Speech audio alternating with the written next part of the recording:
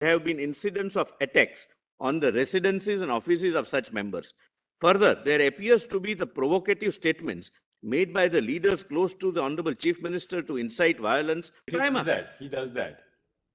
Governor says, I'm therefore confident that you and your government has lost the trust of the House. Letters by 47 MLAs about the threat to their security. The governor, my lord, cannot take that call. Governors should not really lend their office for effectuating a particular result. Lord, kindly see, my lord, kindly. I would very earnestly and respectfully, my lord, differ constitutionally, and I'll answer that. Stand away and say that, look.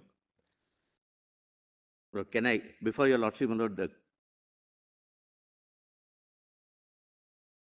I learned that Shiv Sena legislature party and its leader have clearly indicated to the Chief Minister Sri Thackeray and that they want to end the alliance with NCP and INC. The Chief Minister has thus lost majority in the Assembly.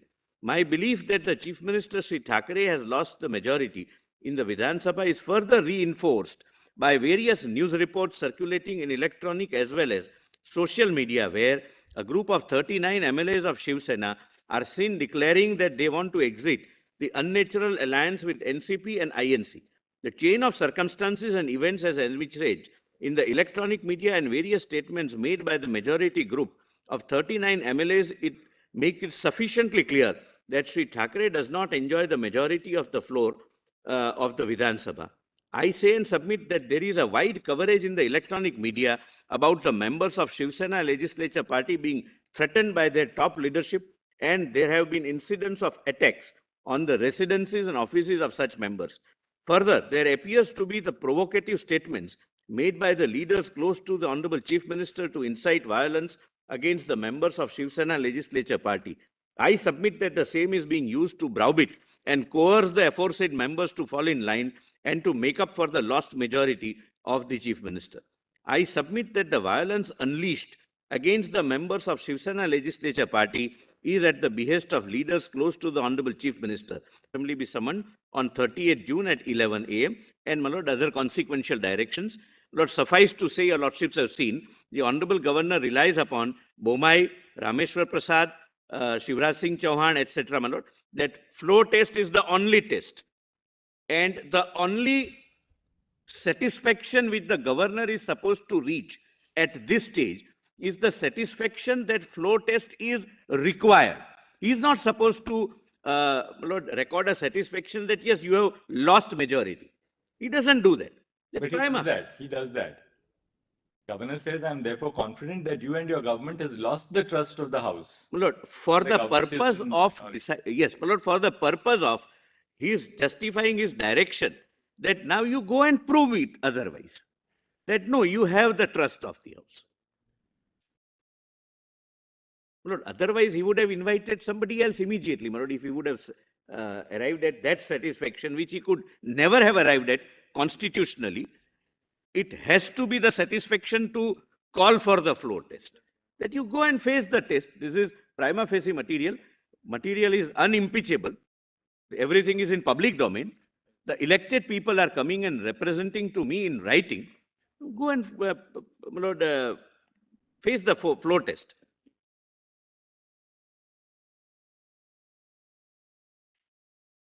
Yes. Yes. Lord, now if that satisfaction is not recorded, that there is a... so really speaking, Mr. Solicitor, the material before the governor was only three things. One, the resolution by 34 MLAs that any change in the leadership of the House is not warranted, that therefore they continue to have reaffirmed that the leadership will be with Eknath Shinde, not with Chaudhary or Gogaule. One.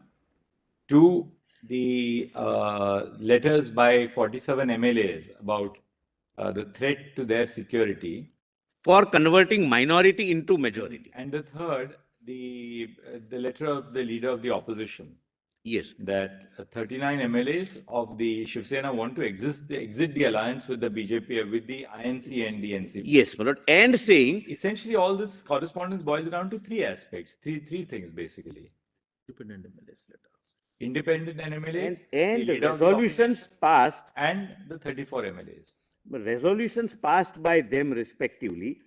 Letter is accompanied by resolutions to show that this is not happening for any other reason. This is happening because the chief minister has lost majority and he wants to convert his minority. That's the only thing, my lord, in my respectful submission, the governor is supposed to see. That in fact, he appears to have been reduced into minority, but he can go to the floor of the house. That's the ultimate. Ultimately, it boils down to this. Suppose there is a policy difference between a group of MLAs within a party. Yes. Here it was on the alliance with the NCP and the INC. Suppose there's a policy difference on whatever aspect, spending funds for a backward region in the state. We don't want this to be done. Several, yes, sir. The difference of the MLAs can be on a variety of things. There's the policy difference of a group of MLAs within a party, because governor also says they also don't say that look, we are leaving the party, because the moment they say, because governor also says they also don't say that look, we are leaving the party, because the moment they say that they are incur the 10th schedule. Can the governor merely on that basis say, now I'm of the view that you must prove your trust vote in the, you must go to a floor test. I'll answer that, my lord. But that, my lord, I would better answer after showing the law on the point, because, my lord, the answer is this, immediate answer is this. The reasons for the dissatisfaction or reasons based upon which the sitting chief minister has lost majority is not the consideration for the governor.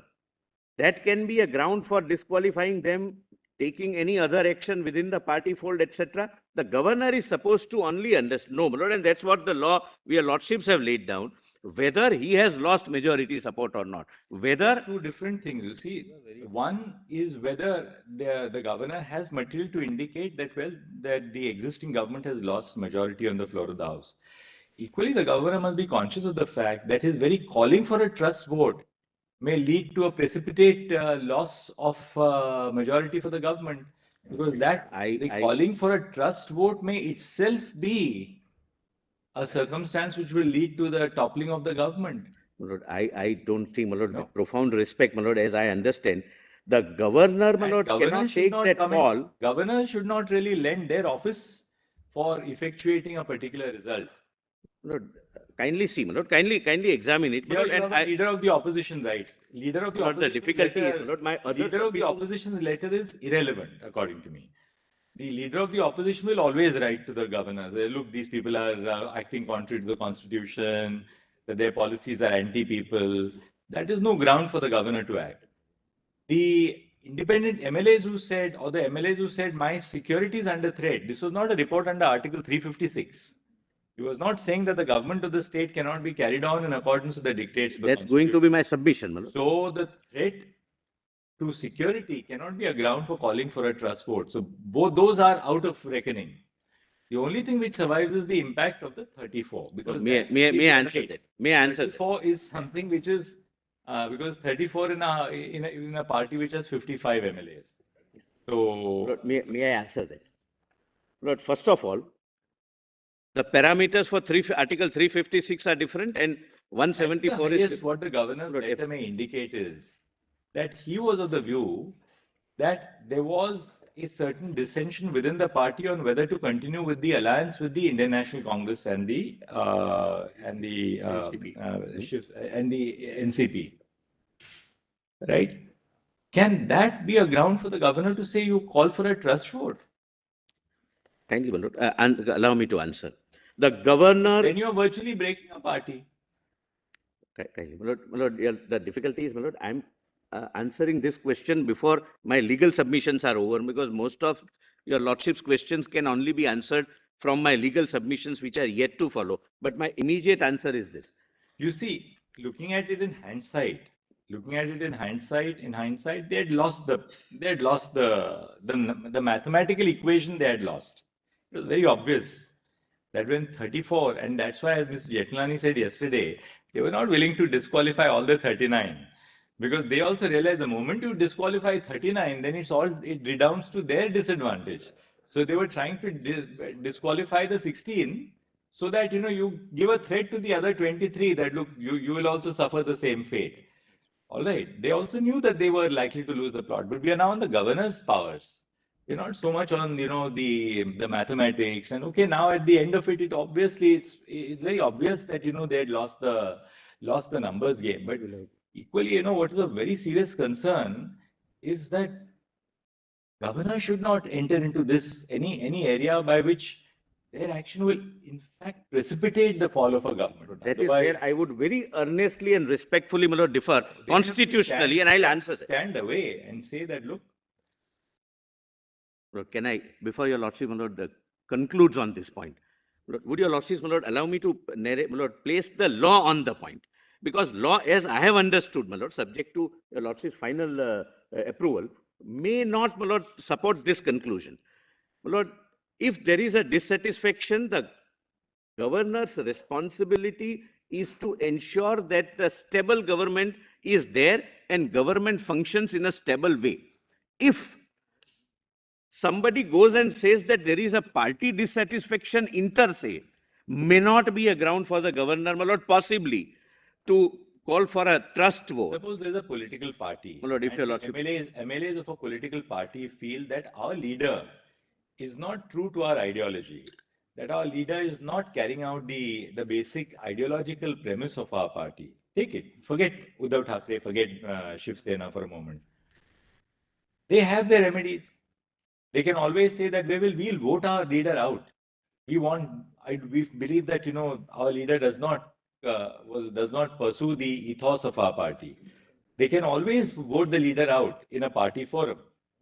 But can the governor say that because there is a dissension about a certain aspect of the leadership, therefore I'll ask them to now prove it's a government which has been formed. It is a government which has established its majority on the floor of the House.